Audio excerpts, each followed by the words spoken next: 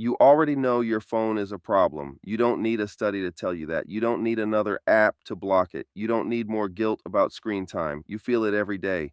You pick up your phone for one thing and 10 minutes disappear. You open it to check a message and suddenly you're scrolling. You sit down to work and your focus fractures before you even begin. And the worst part, you know it's happening while it's happening, but you still can't stop. Most people think this is a self control issue. It's not, it's a system design failure. And until you treat it like one, the phone will keep winning. Relatability, why everyone loses this battle. If you've tried to control your phone, you've probably done what everyone does. You turned off notifications, you deleted apps, you set screen time limits, you promised yourself only 5 minutes. You put the phone face down. You tried to be disciplined, and maybe it worked for a day, sometimes two, then you slid back. Not because you're weak, because you're fighting a machine that's designed to defeat willpower. Phones aren't neutral tools, they're engineered environments. Every vibration, every badge, every red dot, every infinite scroll, all of it is designed to pull attention without permission. So, when you try to use discipline, you're doing something impossible. You're asking your brain to override an environment that is constantly attacking it. That's like trying to meditate in a casino. You can't win that fight, and you're not supposed to, which means the solution isn't more willpower, it's removing access. But that's where people get it wrong. They remove access emotionally, not structurally. They say, I shouldn't instead of I can't, and that difference changes everything. Problem, phones break consistency in three hidden ways. Most people think phones waste time. That's not even the biggest problem. Phones break consistency mechanically in three ways. They fragment attention before work even starts. You check your phone first thing in the morning, messages, notifications, news, social, email. Before you've done a single important task, your brain is already scattered across 15 different contexts. And once attention is fragmented, deep work becomes impossible. So you start the day behind every single day. They inject decisions into every moment. Every notification is a decision. Check it or ignore it. Reply now or later. Scroll or stop. Switch tasks or resist. And decisions drain energy, not slowly, rapidly. By the time you reach your real work, you're mentally exhausted, not from doing work, from resisting the phone. They destroy recovery time. The phone pretends to be rest. You pick it up when you're tired. You scroll to relax. You consume to recover. But the brain never actually recovers. Instead of rest, you get stimulation. Instead of restoration, you get more input. Instead of clarity, you get noise. So you're never truly recharged. You're just distracted until you're numb. This creates a loop: tired, tired, more phone, zero consistency. Insight: the phone is not the problem, access is. Here's the shift: the phone only wins when it's available. When it's not available, the problem disappears, not gradually, immediately. That tells you everything you need to know.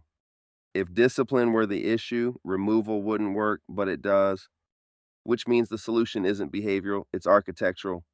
So you stop asking, how do I use my phone less? And you start asking, when is my phone allowed to exist near me?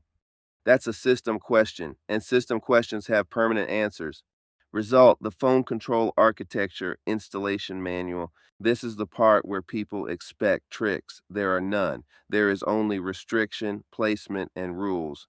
That's how every powerful system works. I'll give you the structure exactly as it should be installed. Rule 1: the phone has zones, not freedom. Your phone is either allowed, restricted, removed. Not kind of, not sometimes, not if I feel like it. Zones create certainty. Here are the only three zones that matter. Zone 1, work zone.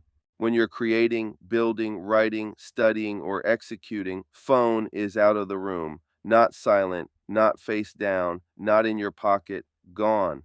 This removes 80% of distraction instantly. Zone 2, transition zone, phone allowed briefly. Between tasks, between work and rest, between blocks, you check messages, respond, clear notifications, then you put it away again. Zone 3, rest zone, phone allowed intentionally. Evenings, leisure, scheduled consumption. Phone use is allowed because it's planned, not reactive. The mistake people make is letting the phone exist in all zones at once. That's how it dominates everything. Rule 2: the phone sleeps before you do. This one rule fixes sleep quality, morning focus, energy, consistency, mood. At a fixed time every night, the phone goes to another room, not the bed, not the nightstand, not under the pillow, another room. Your brain needs darkness and silence to recover, and the phone prevents both. If you want consistent mornings, you must remove the phone at night, no exception. Rule 3: the morning is phone free until first win. You don't earn access to the phone by waking up, you earn it by executing.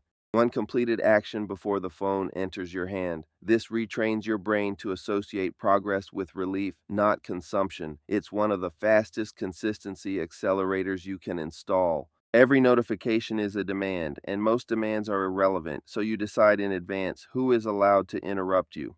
For most people, no social notifications, no news notifications, no app notifications, messages only from a short list, calls only from emergencies, everything else waits. Your attention is not a public resource, it's private property. Protect it. Endless scrolling destroys time because it has no end, so you create one. Example: 30 minutes at night, 15 minutes at lunch, specific app, specific time, then stop. This transforms consumption from addiction into choice. When phone access is controlled, consistency stabilizes automatically, not because you're disciplined, because the interference is gone. You stop fighting yourself, you stop resisting temptation, you stop burning energy. Work feels lighter, focus lasts longer, mornings are calmer, evenings feel complete, and most importantly, your systems stop breaking because the phone was the invisible sabotage tool all along. The phone feels personal, it feels essential, it feels like you need it, you don't, you need control over access, not elimination, but control requires rules, and rules feel uncomfortable at first. That discomfort is temporary.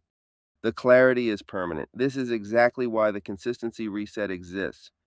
Before motivation, before discipline, before focus, before momentum, it installs the structures that remove interference so consistency can survive. Inside the consistency reset, you learn how to remove access to sabotage, protect execution, windows, design environments that enforce behavior, eliminate negotiation, continue even when days break. If your phone keeps destroying your progress, it's not because you're addicted, it's because you haven't installed rules yet. Start with the consistency reset. Link is in the bio.